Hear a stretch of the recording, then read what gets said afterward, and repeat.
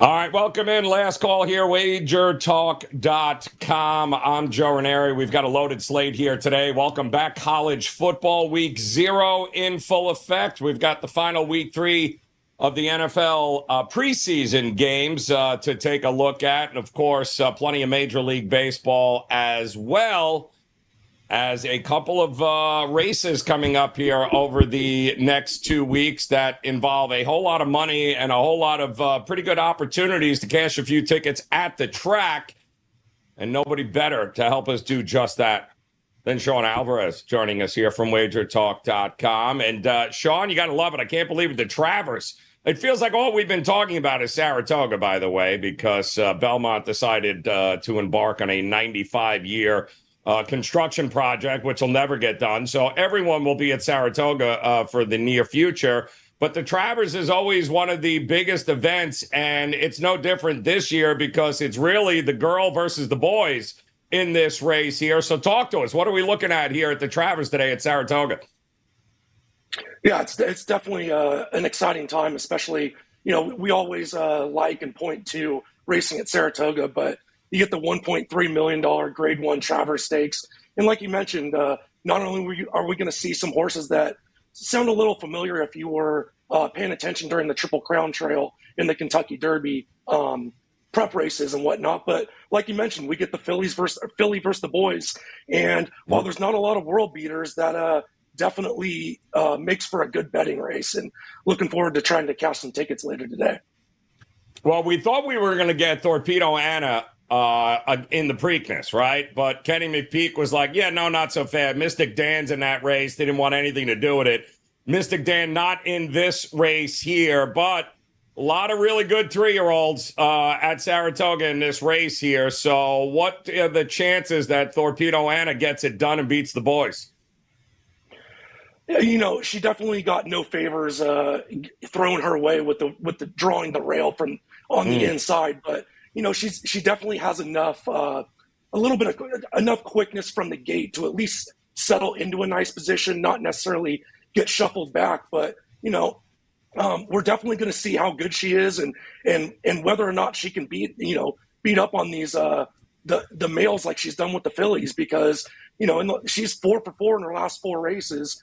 And she's doing so with an average winning length of 4.5 lengths. So if she can put forth some of those efforts and really dig in, I think she's got a big shot against the males here later today. All right, so break it down for us here, because I'm seeing Dornock, all the horses that we've talked about over this entire stretch are in this race. I'm talking about the who's who of 3-year-olds here. So conditions appear to be pretty set, no problem there, Sean. So break it down. Who are the horses that we should be focusing our attention on? Yeah, so I kind of mentioned, about the number 1 Torpedo Anna at 3-1. I definitely think that she's a big player in this race. Not only is she my top pick, but I can definitely see her maybe even kind of putting this field away at the top of the stretch. But if she does it, she's going to have to work really hard on doing it, because if you look through the top 1 through the rest of the field, the eight horses, a good majority of these horses want to be on or near the lead. So I don't necessarily think they're going to go too fast too early. I hope that doesn't necessarily ruin the race, but I think there's going to be a battle for that pace position. And when those horses eyeball each other in the front, they're pack animals, and some of these horses don't necessarily want horses to go in front of them. So that's going to lead to a little bit of uncomfortable up front, and maybe point to those closers. And one of those closers I like that we've talked about in the Kentucky Derby, we talked about in the Preakness, and we even talked about last a month ago or so in the Jim Dandy, is the 2 Sierra Leone. This is a horse that's going to take back early, doesn't want to be anywhere near that lead. It always comes flying. Now, this is a horse that Chad Brown had to, quote unquote, take Tyler Gaffleone off as he was lugging in during the stretch. They've changed the bit in the horse's mouth to give him, quote unquote, a little bit more power steering. So, whether or not he can straighten up in the stretch is kind of the question, but I think he's going to have enough pace to run into. You get Flavian Pratt And like I said, you're not going to get cheated in the stretch because he's going to come flying. It's just a matter of, what kind of pace he has to run into and if he's good enough.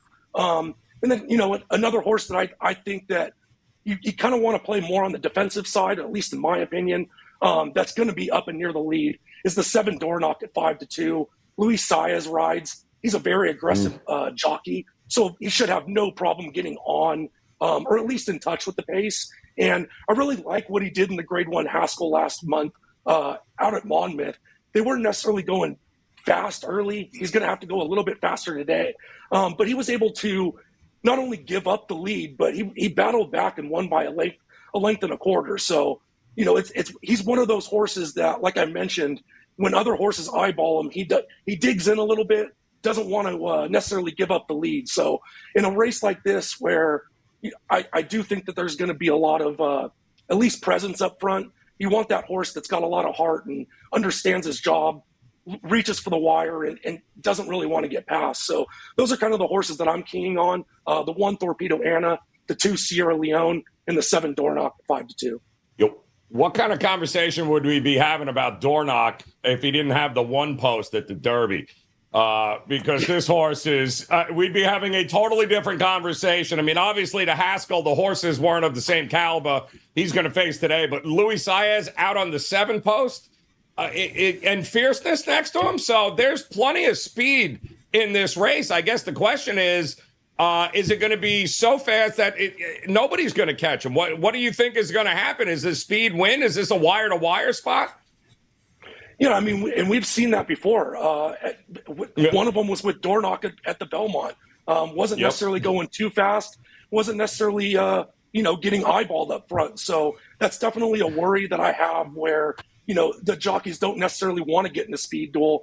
And the likes of, like you mentioned, the 7 Dornoch, if he gets an easy lead and they don't want to go, this race might be over after the first call. And that's the problem here with Luis Saez, bastard. All right, so let's go, Sean. We've got, obviously, the Travers coming up at Saratoga next week. Another huge race coming up at Del Mar, another absolutely gorgeous track. Look ahead to that. And, of course, folks can always visit your page over at WagerTalk.com if you're looking for all of the daily racing picks from Sean Alvarez. But take me to the Pacific and what we're looking at next week in this race. Yeah, so a week from today is Del Mar's kind of edition, if you will, of, Saratoga's got the Travers, Del Mar's got the Pacific Classic. So not only is it usually a great race, Grade 1 $1 million purse, but like we're seeing at Saratoga, you're going to get a lot of graded races and good cards on the undercard. So definitely head over to my page and let's try and cash some winners like we're going to attempt to today. But, with the Pacific Classic, it looks like we're going to get the top 3 horses in the San Diego handicap, kind of a second edition of that. But also we've got a couple new shooters with the likes of Katona, maybe Mixto is training really well for Doug O'Neill. And of course, Bob Baffert's keeping all of his plans close to his chest. So that's going to include horses like Reincarnate, Muth, and maybe we get a mare in the Pacific Classic like we're seeing the filly of Torpedo Anna. I'd really like to see a Dare Manor run in the Pacific Classic and see what she can do against the Southern California version of the male contingency out there. I definitely hopefully she gets in and makes for a really good betting race.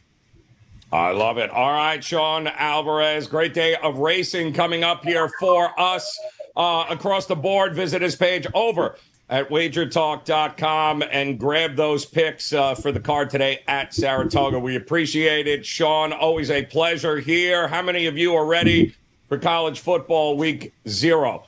That is coming up top of the hour, noon, in fact, over in Dublin. Florida State taking on Georgia Tech. We'll have a little college football talk for you coming up. Adam Trigger will be in the house, of course, to talk some Major League Baseball as well as college football. Shout out to the chat room, by the way, as the usual lunatics are showing up in full force here today. It's always a pleasure. Missed you guys. Have not seen you in a while. But first, Bryan Leonard, the man, Mr. Underdog, in the house here. Major League Baseball here today. Big slate. Couple of more dogs last night were cashing tickets for bettors there, Brian. But today, you're going to be looking at a game that I looked at it. I didn't know who was pitching, but I saw Detroit at that kind of price, and I'm like, it's got to be Scooble Day. The only way that Detroit would be over a $2 favorite is if Scooble is pitching. It's against the White Sox, so what are we doing in this one coming up?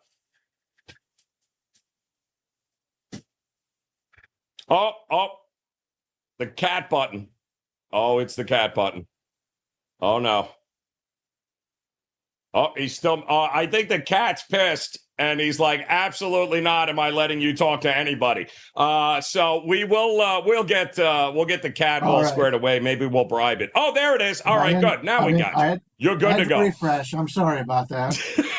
Yeah, when the cat enters, I have to. Geez. But anyway, the Detroit-Chicago game.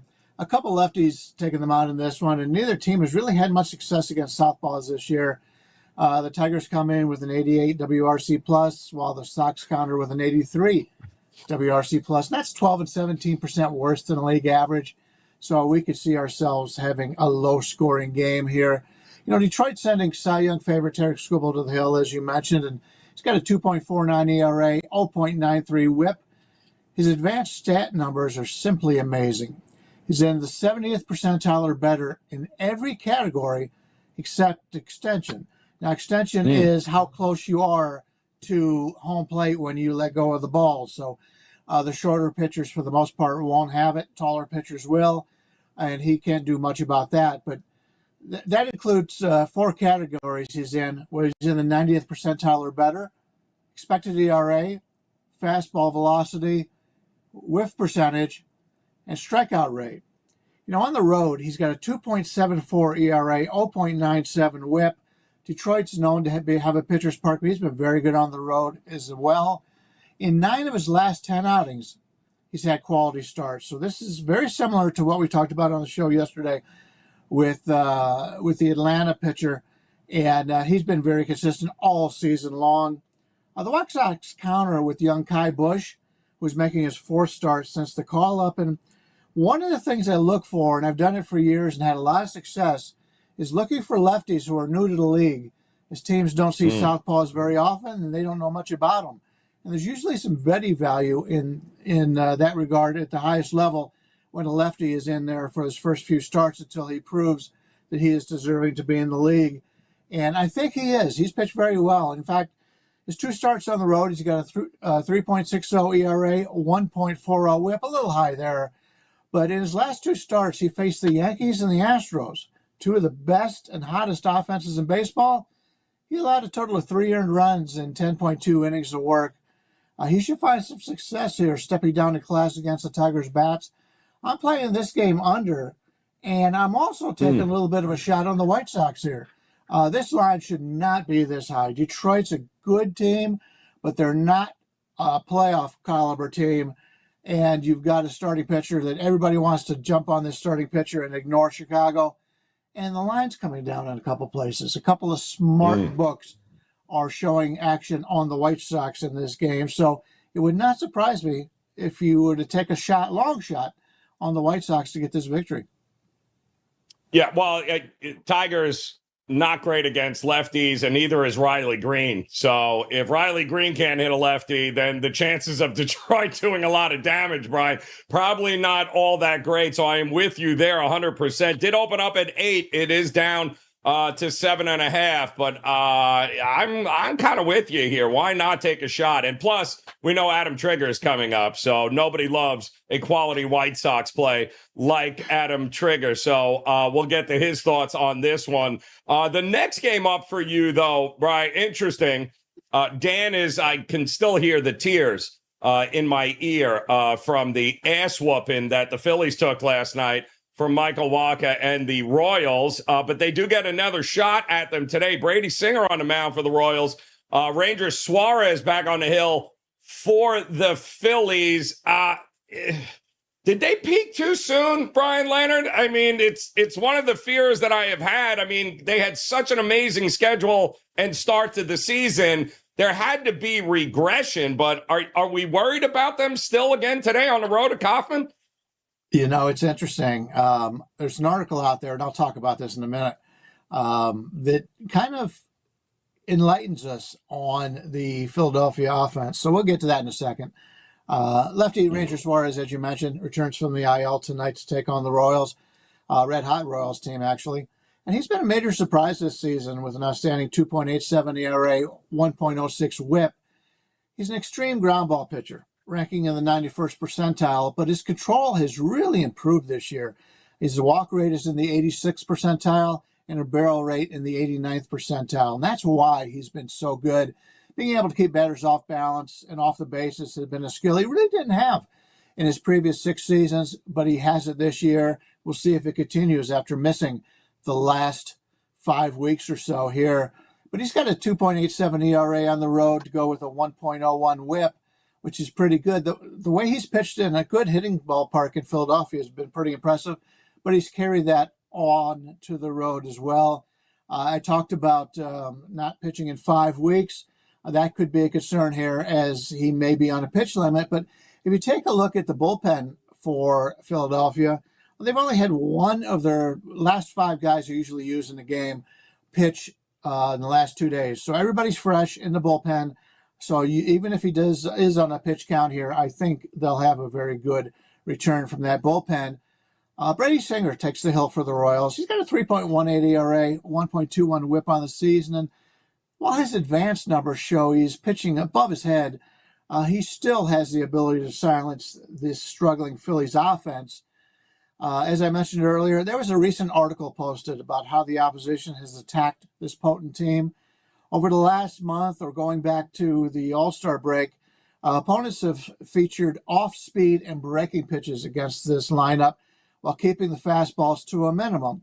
And if you go back and see Philadelphia against fastballs, they've been terrific. And I always talk about teams that throw pitchers that don't throw a lot of fastballs. Everybody in Major League Baseball can hit a fastball. Hell, most kids in Little League can hit a fastball. It's the off-speed pitch, the curveballs, that people have trouble with. And that's the way the Phillies are. They're a team that really hits the fastball and struggles against the off-speed pitches. And Singer only throws a four-seamer at 11.7% of the time. So not very often will you see the fastball from Singer while throwing a slider and a sinker a combined 83.6% of his pitches. We expect this Royal staff to limit his scoring, this scoring unit for Philadelphia. So we've got 2 teams right here that I think are going to be in a low-scoring contest. I have my concerns about Singer, but because he doesn't throw a lot of fastballs, this is a good matchup for him. So I'm going to play this game under the total. Under the total in this one as well, 9.5. And let the record show here, as Dan is absolutely allowing people to know that yesterday on First Pitch that none of you guys liked Philadelphia in any way, shape, or form here. And we're going to wonder how much longer that is going to continue here. Interesting team, this Philadelphia. And there's one thing we know about Major League Baseball pitchers. If they figure they got an edge on you, they're going to force you to have to do something different, Bryan Leonard. And if you can't hit an off-speed pitch and a changeup, wow, this is going to be an interesting finish to the season for the Philadelphia Phillies here. We'll see how that goes. Also, the Royals again, Tyler all over them here. Can't blame anybody looking to go with Kaufman. Maybe even Royals first 5 I'm seeing from Robert S. as well. So a lot of Royals love in the chat room. That might just be the scariest damn thing I've seen all day long. So we might just have to go with the Phillies at that particular point. All right, Bryan Leonard, loaded slate here today. College football is off and running. NFL, of course, will be here before we know it. What is up and available over at your page at WagerTalk? Yeah, as for football, I've got nothing. I don't do the preseason, and I've got nothing on these few games going today, but I do have a nice size play going on a game next week involving 2 of the teams going to be fighting for the final 16. So that should be a lot of fun. I've also got some plays up on the site right now. Number 1 or 2, the last 3-7 days in Major League Baseball net profit on the season. Number 2 in that regard last year. Number 3. So obviously know what we're talking about here in Major League Baseball, and we've got some nice specials going on for our 10th year anniversary. And I was one of the originals, and I appreciate everybody that's come since then. But we've got a terrific bunch of handicappers on the site right now, and you can save some money. So if you're looking for baseball, football, Canadian ice hockey, or whatever else is out there, you can take a look at, we got guys that are handicapping darts, so there's everything out there. And the horse racing, as we've just seen from Sean. And it's actually the first time I've ever seen Sean's hair. He's always wearing a baseball cap. When I see him, almost didn't recognize him, but he's a healthy looking guy. He's always in good shape. Yeah, that's actually spray paint, but that you didn't hear it from me there, Bryan Leonard. Always a pleasure here, my friend. Enjoy the weekend. Good luck with those plays here today. We'll see you again, of course, on Monday here. And welcome in. Happy Saturday if you're joining us. WagerTalk's last call. Don't forget, if you have any questions about the upcoming slate of games here today, Major League Baseball, Adam Trigger coming up here in just a minute. He will run down a couple of games. He'll also talk a little future bet here in college football since week 0 is upon us. And let me just say, is John Harbaugh and the Ravens getting a field goal today against the Packers? I might have to look at that one too as well. But Adam Trigger, there is nobody diving in and ready for baseball all over the country. We're talking wiffle ball, stickball. If there is a game going on around the world, Adam Trigger no doubt has a handicap on it. But Trig, before we get to baseball, I see the jacket. I knew this was coming.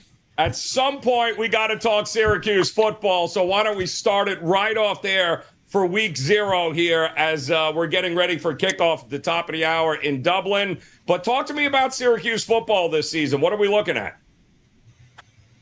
Yeah, Joe, so I'll start off by saying I'm not a Syracuse fan per se. I just live here. Obviously, I like them to be good because I live 30 minutes from Syracuse, but I went to Siena. People always say that, he's a Syracuse fan. I'm really not. I just live here now, and they're like kind of my local team. But I kind of brought this up a couple weeks ago. Now I'm ready to come on and say that over 7, or if you can find the juiced up over 6.5 on Syracuse is a great bet this season. And the reason for that has less to do with the team, in my opinion, and more to do with the schedule just being very, very favorable. So really, really quick, I'll give you my 30-second preview of Syracuse. Fan base, extremely optimistic. Fran Brown, he absolutely talks the talk. We'll figure out if he can back it up. The offense is going to be better. McCord will improve them, and getting Aranda Gadsden to come back is massive. So offense should take a step forward. Defense, I'm not so sure. That's really all all anyone knows about Syracuse at this point. But the reason I think they're going to get to at least 7 wins, I'm just going to go through the schedule with you right now, and you will see how hard it would be to not win 7 games, and probably 8 or 9 the way the schedule sets up. So opener at home. They don't leave Central New York until October. So there's that. First 4 games home. Opener, Ohio. Ohio lost everyone. They're a 17-point favorite. They'll probably cover, but it should be an easy win. The first real test for them will be week 2. They play Georgia Tech, who plays today. Now, Georgia Tech, that's tough ask for them, right? They have to go to Ireland to play Florida State. They then come home, no bye week next week. They play Georgia State, who's like in Atlanta. Like Georgia State's going to care about that game because that's a local, they're going to be a 20.5 point underdog, Georgia State, but you can bet that they're going to want to get up for Big Brother because they're both Atlanta area schools. So then Georgia Tech has to go from Ireland home to play a game. They'll be playing their 3rd game in 3 weeks in a different locale when they come to Syracuse on September 7th. So that's a tough spot for Georgia Tech. I think Syracuse will be favored there. If not, they'll be close to pick. They'll probably win that game. Then Syracuse gets a week off without having to travel. Just here you go, week off at home. Get rest up for Stanford, who comes in on a Friday night. Stanford's got to fly all the way across the country. Even if Stanford improves, Joe, they were 3-9 last year. How much are they going to improve, right? Are they going to be favored on the road on a Friday night in Syracuse, New York? No, they're probably not. Holy Cross FCS school, that's a layup. So right now, it's a good chance you're 4-0. And the game, the 5th game, now everyone loves UNLV this year. I see everyone is so high on UNLV. I like UNLV as well, but that's a Friday night standalone game at Allegiant Stadium in Las Vegas. Cuse is still probably a favorite right there. So I'm not saying they're going to start 5-0, but I think 4-1 is almost likely for this team. Real possibility. And then, NC State is actually probably their hardest game on the schedule from a spread standpoint. I think they're only going to be like a 7.5 point underdog on the road in that game. And even if they lose that one, they go into another bye week. So you're talking like probably, let's just for argument's sake, say they're 4-2 going into the week 8 bye. They come out of it. Pittsburgh, very average team. I don't know that they improve much. Like, what do you? I'd say maybe 4-8. Joe, I know you're an ACC guy. You've probably got Pittsburgh 4-8, 5-7. Like, I'm not saying winning on the road is ever easy, but probably favored in that game again. And then the other team that everyone loves this year is Virginia Tech. Everyone is high on Virginia Tech. I don't disagree with that either. I think Virginia Tech's going to have a great season. The problem is they've got to come up to Syracuse, and they embarrassed Syracuse and Blacksburg last year. Embarrassed Syracuse. It was a Thursday night national TV game. I think Syracuse had 10 yards the whole game. The final was like 30-0. So biggest home game of the year for Syracuse. Big revenge spot for them. And then you go into the last 4 games, Joe. BC, Cal, and UConn are all the same team. They're all average teams. Yeah. They could end up right around 6-6. They all probably improved from last year, but none of those games is a guaranteed win. None of those games is a guaranteed loss. And then, Joe, Syracuse finishes up here at the JMA Wireless Dome on November 30th, Thanksgiving weekend, with your Miami Hurricanes. And you know that unless that game means Miami's going to win something, Miami's going to go to the college football playoff, Miami could win the ACC, they are not going to give a shit about that game. If Miami is in a game, if that game doesn't mean the world to Miami, they will not care about the last game of the season having to travel from South Florida up to miserable Central New York. They just won't. So I think it'll be wrapped up before the Miami game, but don't count them out, if it comes down to that game. And again, Syracuse is probably only like a sizable underdog against NC State and Miami, and neither of those are games that Syracuse can't win. So 7 wins is likely. I have this team at 8-4. I wouldn't even be surprised to see a 9-3 if they get off to the hot start. Off to the hot start that I think they're going to. If you can find the juice 6.5, which is probably like -140, -150, that's a great bet. But over 7 and around even money, I'll be shocked if they don't get to 7 wins. Oh, a lot of hype there with the new. I mean, it's kind of a new era in Syracuse. The hype, Joe, the hype is out of control. It is. It's got to be. The fan base is as fired up for this team as I can remember. I mean, I didn't grow up in the Syracuse area, but I grew up in Albany, which is still like, that's still the college football team that you kind of support if you're in Albany is Syracuse. And I can't remember the fan base being this excited about the team in 20 years. It's really like, that's what I'm saying. Fran Brown can talk the talk. Yep. He's got everyone fired up. He brought in a bunch of good players. We'll see if they can play, but you got to like their chances. Joe, ranked teams in the ACC, FSU, SMU, FSU, Louisville, Clemson, NC State. The only one Syracuse has to play is NC State. Got to like that's it. Yeah. No, I'm looking at this schedule. It's absurd. No Clemson. They would have always played Clemson and Florida State in the years past. Always would have had them on the schedule. So that was always going to be 2 losses. But look at this non-conference schedule. It's kind of laughable here. If they can't rack up 8 wins here, Trig, like, what are we doing? Right. Four home games, a week off in between. Georgia Tech coming in off the worst travel imaginable, like literally flying around the world. And then Stanford having to go all the way across country to play a Friday night game. Well, you literally can't ask for a more favorable 4-game stretch to start the season. Yep. I love it. And they got a new DC there coming out of College Station, one of the best recruiters in the country, too. I think Syracuse they're going to be an over spot. They're going to be an over team because I think the defense could be a little bit shaky. I think they're going to score some points with LaQuinn Allen, Gadsden, so on and so forth. McCord is an upgrade at the position. I wouldn't be surprised if they're in a couple shootouts because I don't think their defense is quite up to speed yet. That's just, kind of where I see them from an over-under standpoint. Give it time. It'll be there. All right, we've got college football. Now let's talk Major League Baseball with you here, Trig. We heard Bryan Leonard give the nod and a wink to maybe the White Sox here. So I was we backstage. I'll second that. I agree with his breakdown. I've said this a few times. Kai Busch, he's got a lot of upside, big time prospect for them. Like, I wouldn't be betting against him. Like, he's got too much potential for you to want to lay that number against him, because like Bush's stuff is good. Like, he could come out and fire 6 really good innings and match Scooble, and all of a sudden, you have to like your chances with White Sox. Probably the +1.5 at plus money, but didn't make my card. I thought about it though, as you know. Yeah, I figured it was there for you, but one that you're seriously considering, and of course you are. And you probably should, is the A's taking on the Brewers here. Didn't work out great for the A's last night, but what do you think the chances of a possible bounce back and upset here today are? Yeah, if you've listened to my shows this week, like I'm probably sound like a broken record because I've been talking about the A's all week, but I'm going to continue to drive this point home because I think it's going to make you a lot of money down the stretch of Major League Baseball. This A's team is very, very good right now. They have a lot of young players, some of which have already sort of trickled into the big league club, into the lineup. They're going to call up. They've got about 4 or 5 players that in Las Vegas right now that are all going to likely start to get playing time in the coming weeks that are very good. And the biggest tell here, Joe, the books continue to price them very competitively, which is telling.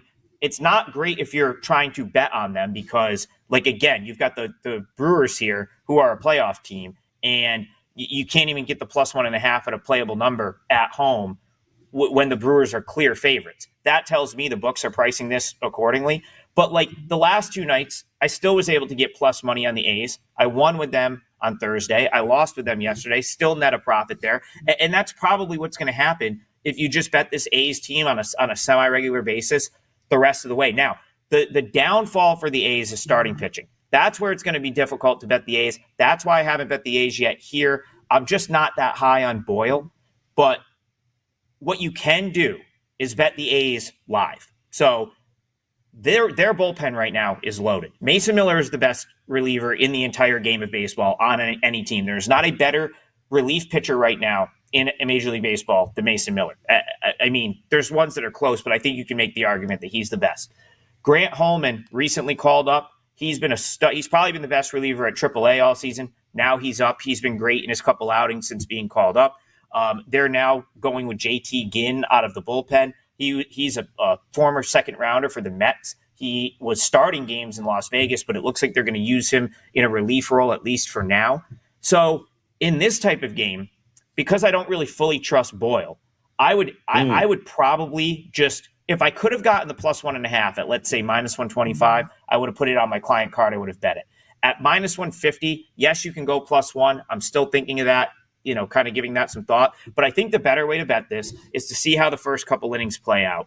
And if it's a close game, if it's a 1-run game, if it's a tie game, the A's, based off of how the game went yesterday, are likely going to use Ginn, Holman, Miller in a tie game or a game where they have the lead. So if you can kind of see the A's are in it, it's tied, they're up 1, they're down 1, when it's time for Boyle to come out, you're going to get those big arms today because they didn't pitch yesterday. And, the Brewers, like, Rhea's fine. I don't really have like I'm not dying to fade him, but also don't think he's like a guy that I need to back at this point. The Brewers are still a good baseball team, which is why I'm just going to maybe pump the brakes with betting the A's pre-flop in this series. But I think tie game, when Boyle's about to come out, there's some really good bullpen arms that haven't been used. I would give them the advantage late in this game, and you'll probably still get the probably get the +1.5, depending on who's batting. Or you'll just get like a plus price. And I would 1,000% take A's +115 if that's the live line in a tie game once the starters are out. So that's kind of how I'm looking at that game. But you will see a lot. If you are subscribed to my service, rest assured you'll probably see the A's a bunch over the next couple weeks. I think they have a chance, Joe, to have one of the best records in Major League Baseball from this point till the end of the season. Ooh, liking the chances there. All right, I'm going to run through. I'm going to give you a couple of games here, Trig. We'll just you can tell us pass, or if you're leaning one way or the other on them here. We'll get to as many as we can. We'll start Old Timers Day at the stadium here with the Yankees taking on the Rockies. I don't feel like laying $3 with Will Warren ever in any reality, in any way, shape, or form, but it does feel like, and I believe Blaylock is going for the Rockies, who's actually his first couple of starts were not bad here, but it just feels like it's going to be too much Yankees here. Are you leaning total side? What would you do in this one? Yeah, usually the guys like that recently get called up, I have a stronger opinion on. I honestly haven't seen a ton of Blaylock. I don't have a great handicap on him. I do feel like I have Will Warren pegged pretty good. And, he's someone that I thought would struggle at the big league level this year. And, he pretty much has. Although, he settled in a little bit in his last start. It was against the White Sox. This is now at home against another team in the Rockies that has just absolutely horrific road splits, Joe. Their road – I mean, this is a bad team in general, but their road splits are so bad that it's really tough to want to back the Rockies on the road. Maybe plus 2.5. Like that's about like I could see that. So one thing with the Rockies, they do have some bats. They will hit a little bit here and there, and I could see them putting up some offense against Will Warren. But man, there's other things to do today. I think I'd rather go finish mowing. I think I'm going to go finish mowing my lawn, which still has a massive strip in it that I didn't finish from yesterday because I wanted to come in and watch baseball. I'm going to go finish that instead of watch Rockies Yankees. I love it. I will say this, though. The kid, Blaylock, he faced Arizona and San Diego in his 2 starts, 12 innings, and he limited both those lineups. So he's been pretty decent, but it feels like an over game here. Also an over game to me, Trig, is Arizona and the Red Sox. Zach Gallen back on the mound, Cutter Crawford for Boston. They went over by themselves last night, Arizona as a dog. They'll have an opportunity, I think, against Cutter Crawford to keep it. And they got no Christian Walker and no Marte, and they're still crushing the ball here. What are we doing in this one? Do you trust Zach Gallen? No, I talked about this game a little bit yesterday on a couple of the different shows I did. I was wrong about yesterday's game. I leaned toward the Red Sox. Thankfully, didn't play it. They lost 12-2, but I do think the Sox probably bounce back at some point in this series. Maybe today, maybe tomorrow, but I got to say, like, Gallen has not inspired a ton of confidence with me lately. I played the Rays. He is. I was going to say he's battled a couple of different injuries. It looks like they're lingering. I backed the Diamondbacks last week. I was on the wrong side. I wanted to play against the Rays. I knew Marte was going to play in that game, so I knew he was going to give it a go. This was when he kind of came back and then decided, okay, I got to go on the IL. The ankles is too bad to sort of proceed. But Gallen never had it in that game at any point. Like, from the very first batter, he refused to sort of put the ball in the zone. He was really trying to nibble, was behind in every count, and eventually the Rays made him pay. Now, the Rays are not a good offensive team, right? Like, that's like, so if you have to nibble against that putrid Rays lineup, who's not very good, unless something drastic has happened in what's now been 7 days, I don't love his chances at Fenway, where the Red Sox just mash the ball. The other problem I have with Gallen, his home road splits are also drastic. Woo! He is historically much better at home. So, that's the thing. Like, and then of course you have the Red Sox coming off of an ugly loss. I expect their bats to sort of pick it up tonight. And the one thing about Arizona, which, this is a team I've been very high on. I pointed this out the other day. If you go back to like the end of June, I think like June 23rd or something like that, they have the best record in Major League Baseball.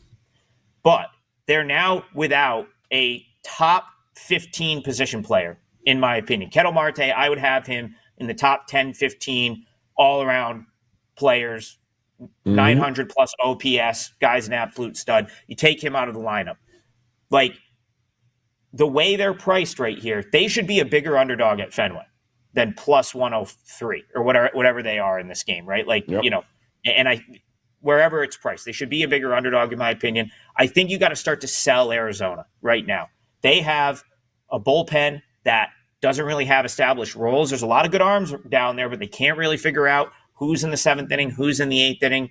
You've got guys that have struggled in that 9th inning role there. Like, you go back to the Rays series, they kind of botched like 2 of those games late. So I'm kind of in sell mode on Arizona right now. I would play the Red Sox if I was going to bet this game. Yeah, to me, I'd play their team total over. I would play a lot of overs in this game coming up here today. That would not shock me at all. Trig, what do you got rolling over here? And by the way, big shout out Ray D'Amico in the house. Saw him hanging in there. Tyler, also, I believe William Bennett in the house. Good to see you guys. Shout out to those of you joining us on Instagram. Always a pleasure to see the day drinking on a Saturday during college football season. We hope that continues for your sake there.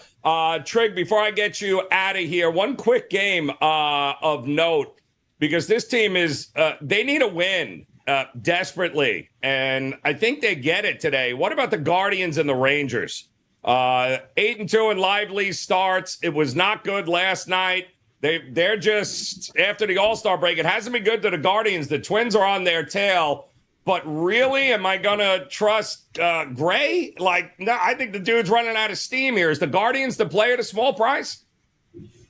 Probably, if you were going to bet the side, I think I lean toward runs here. The reason I say that, you kind of made the point, Gray potentially running out of the gas, the Rangers running out of gas, they're kind of out of it. I don't know if you're going to get the tip-top effort from them on a game-in, game-out basis. Remember, this is a team that won the World Series last year. Yep. They're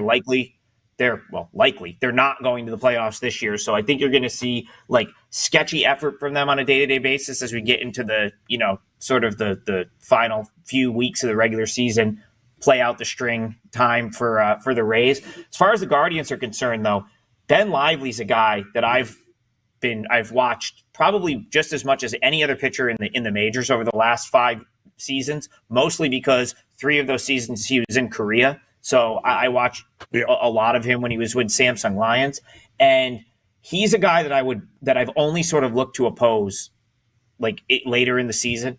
If you go back to prior to this year, Joe, his ERA at the MLB level coming into this year was over 5. He really struggled down the stretch last year with the Reds. Now, he got off to a great start this year. He's actually had a really impressive season overall. I think if you were to tell me that his numbers would be this in the middle of August and that he's essentially pitched the entire way for the Guardians, I wouldn't have believed you. But a lot of his underlying metrics suggest regression. He is entirely about command. The guy throws 90. He's not going to blow it by. He's not going to blow it by anyone. Yep. His entire success is predicated on hitting spots, soft contact, and keeping hitters off balance. And he's starting to get up there in terms of innings pitched for the season. I think he's going to get rocked at some point. I actually cashed. I played against him with the Diamondbacks and won. I played against him with the Cubs and I got kind of screwed in that game, but that's another story. But here, he kind of had a decent start last time out against the Brewers. They still lost. Here, I don't know that I want to back the Rangers, so I think I would go with over 8.5. I think the Rangers do score some runs, and it feels like both teams get to 4. And as you know, Joe, if you can both get to 4, 8.5 is a winner already. So slightly into the over. Not sure I'll be involved in that game. 8-2 in Lively's home starts this year. The Guardians' second most wins at home. Pretty decent price to get the better pitcher and a rested bullpen. All the arms will be available today for the let me rephrase that, Joe. I want to rephrase that. I think I like first 5 over better because you make a good point about the bullpens. I don't know that I want to go up against the Guardians bullpen. So let's go late, right? Strongest lean in that game, first 5 over. Isolate Gray versus Lively. I think someone's going to put up a crooked number early in that game at some point. I love that. I agree with you there. I think runs are coming early and often. Talk to me about what you got over at the page at WagerTalk.com. Yeah, so I just released my first college football play of the new season. listen, if you are looking for like big time college football, I'm probably not your guy. If you're looking for like the ACC, the MAC, and these other bullshit schools in the Northeast that no one else talks about or follows, I'm your guy for that. I've got a play that I love. Week 1 in a game that probably no one else is betting or very few people will talk about. And it's up on my page now. I just posted it earlier this morning. I'll probably have a couple more as the day goes on. I have not played any Major League Baseball yet for today, but I expect to. Saturday is the type of day, like the weekend days, Joe, I kind of wait for lineups sometimes. Like these are the type of days where you typically get guys getting a day off, day games, especially in the day games. Otherwise, they'll typically get a day off on Sunday. So I'm usually a little bit later to post MLB on Saturday, but I've got my eye on a couple, and I may even sneak in with an NFL preseason play, later today. So definitely have plenty up today, and it's all on my page, wt.buzz/AT. Outstanding. Hop on board with him. Take advantage of that 10th year anniversary deal. 30% off any all-access package right now over at WagerTalk.com. Trig, get the hell out of here. Can you believe it? College football is back, and it won't be long before the NFL is back. In fact, college football, bet on it. We're back this week. Make sure you guys get ready for that on Wednesday. And then, of course, the NFL edition will begin as soon as the season starts, and that'll be here before we know it. So make sure you hit that thumbs up for us, guys. Hit that like button. It is always a pleasure to see all you lunatics in the chat room once again. Titan CT, Tyler, where's Eric D when you need him? Andrew is in the house. Ray D'Amico, let's go. Russell Deck in the house. Brayman's in there. William Bennett, all you guys. Also, shout out to Instagram too, liking the flat 10.5. Not a fan of the spread. We got a lot of people looking at Florida State that I am seeing, by the way. That game is coming up in just a few, guys. I'll tell you this. The total is crashing. So there's a lot of wind apparently going to be at this stadium here today. First half total also seems to be a decent play at 27.5, maybe 27 now. There is an awful lot of wind they're calling for at this game, getting ready to kick off here at the top of the hour. So do with that as you may. As the total comes crashing down, Florida State should have no excuses to win this game going away, but we all know how that works out. No doubt, Florida State is the public side here today, but the public is not always wrong. So we'll see exactly how that goes. In the meantime, we appreciate you guys. Make sure you make plans. Come back. Hit that little bell in the upper right-hand corner. Get notified every Saturday as we are back here. Last call will be here each and every weekend, kicking off the college football slate for you. So on behalf of Dan and Brian and Adam and Sean, we appreciate the time, guys. Cash those damn tickets today. We'll see you again soon here on Wager Talk TV. Good luck.